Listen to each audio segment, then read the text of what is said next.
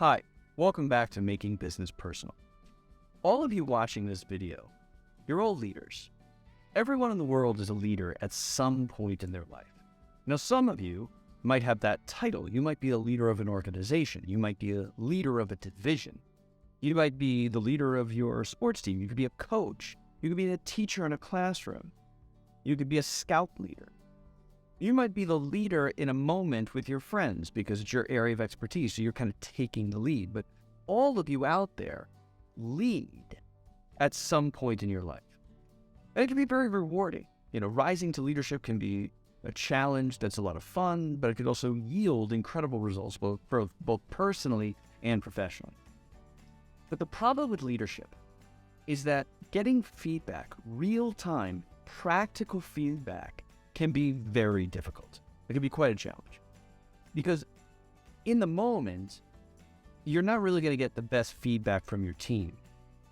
They might be hesitant to say, hey, can I interrupt you for a second? What you're doing right now is really kind of tearing the team apart. You might also not get great feedback in the moment. You see, your team, the people who report to you, or the people who play for you, or the people who you're teaching, oftentimes they sugarcoat their feedback, or they're not as candid as they should be, or sometimes they're even overly harsh because they're upset about something. But at the moment, it's difficult to find out if what you're doing is effective. The same is true when seeking feedback from your boss or the person to whom you report, or even your mentor. Because sometimes they give you feedback based on what they like, their leadership style, what's worked for them. And you see, what works for them isn't always going to work for you. Now, if you have the time and you have the funding, you can take leadership development courses. You can go to leadership retreats. You can study leadership and find that there is not one perfect way to lead. There's so many different ways to do it. And if you can do that, that's fantastic. I highly recommend it. But again, is it going to help you be self-aware in the moment? Not always. So how do you do that? Well, it's funny because the way that you drive your car can actually be a big indicator of the way you lead your team. And that's what we're going to talk about today. We're going to talk about how your driving habits and your driving patterns might reflect upon your leadership patterns. So buckle up, because here we go. First things first, when you're driving your car, do you wear your seatbelt? Super simple. Do you wear your seatbelt? You see, if you wear your seatbelt, you are concerned about your own safety, but not just your safety. You're worried about the mental and emotional safety of the people around you, the people who love you. Because if something were to happen to you, you might not be able to lead as well, but you would also create emotional strife for the people around you, the people whom you love. So while you're leading your team, are you the one who says, no, I don't care what happens to me. It's fine. Whatever happens to me is fine. I just care about you. If you can't take care of yourself, you can't take care of others. So that's first and foremost. If you're not wearing your seatbelt in your car, chances are you're not wearing your seatbelt in the boardroom. Now, while you're driving, do you use your blinker? That little knob right there. All you gotta do is move your finger 1 inch up or 1 inch down, and it lets everyone else on the road know which way you're going. Or do you not use your blinker? Because you know where you're going, so it doesn't matter. Well, if you don't use your blinker in your car, chances are you're not using your blinker with your team, or with your customers, or with the board of directors. You see, you might be so confident in the direction you're going that you're like, no, it's no big deal. They'll be fine. They don't need to know where I'm going. Or they know where I'm going. It's obvious I'm going to turn here. Is it? Not always. You see, your blinker in your car lets the person behind you know if you're turning right or left. That's obvious. But what it also does is it lets the people in front of you, the people coming towards you, know if you're turning right or left. And that makes a big impact. It makes a big impact on the way other people drive. How long they stay at that stop sign. If they're going to let you in or not. So by letting your team know, hey, we're going to take a right here, we're going to take a left here, we're going to keep going straight here, they don't have to read your mind. They don't have to wonder, hey, what direction are we going in? Why are we doing this? They know. And no one's ever been angry about their leader being too clear about the direction that they're going.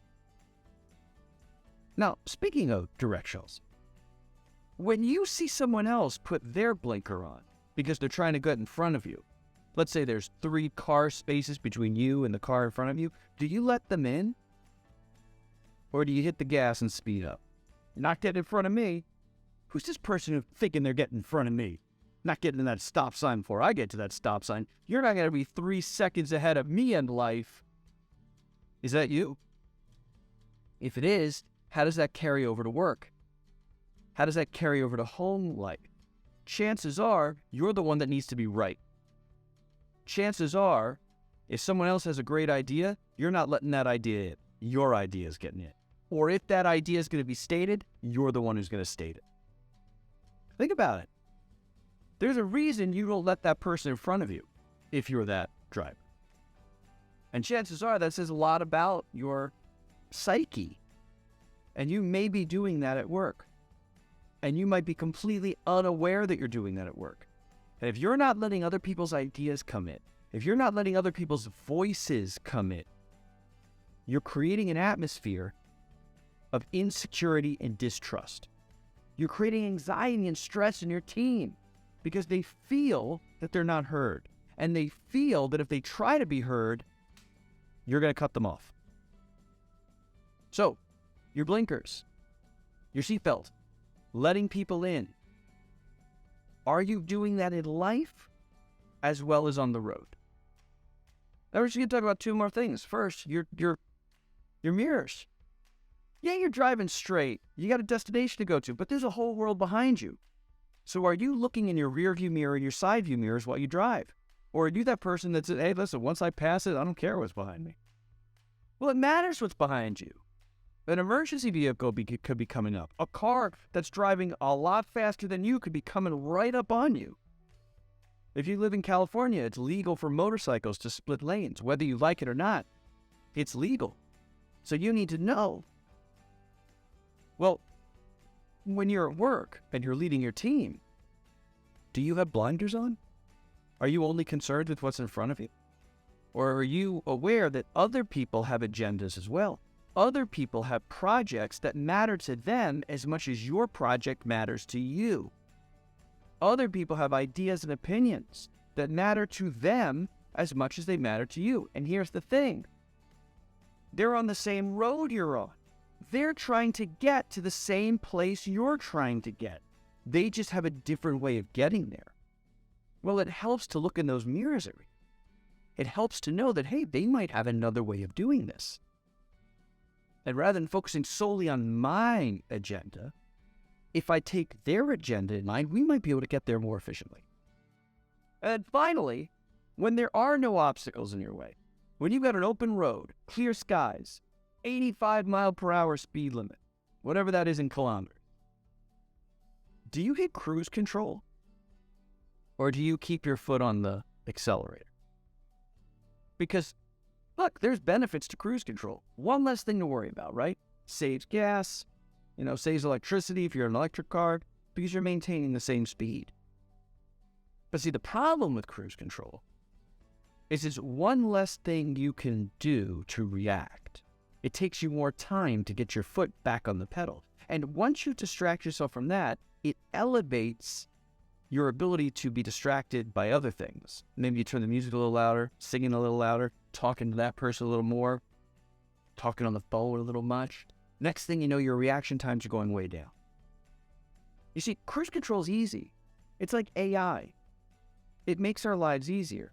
But cruise control doesn't really make the best decisions. They don't make human decisions. Well, how does that carry into your meetings with your team? How does that carry into your relationship with your customers? Is everything going so well that you're not attending to your customers anymore? Is everything going so well that you're not helping your team with their individual growth or to overcome certain obstacles they have? Because you just think clear skies ahead. If that's the case, your customers and your team might view you as someone who just doesn't care and they're only out for themselves. As long as things are going good for you, you're fine.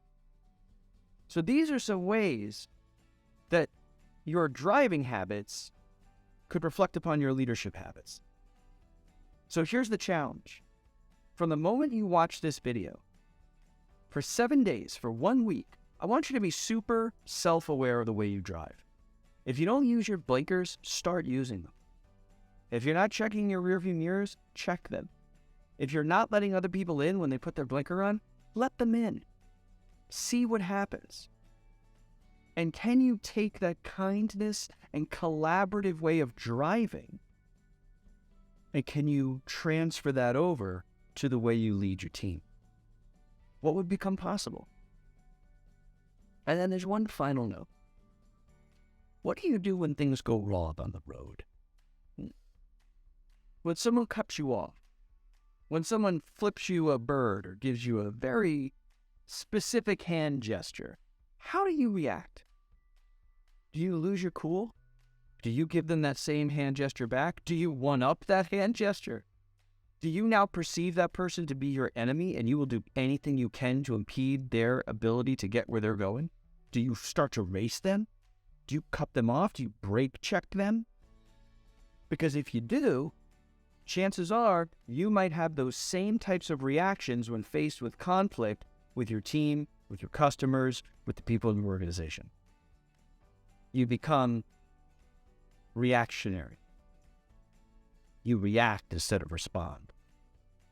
Well, if your team knows that you can be reactionary, that you may raise your voice at times, you may call people names at times, you may kind of lose your cool and blow up, they might be afraid. They might have fear about coming to you with things that really matter. They also might spread that so that people learn, avoid this person at all costs. So while you're driving this week, see if you can be more responsive than reactive, more collaborative, kinder. Because in the moment, you'll know if you're doing it.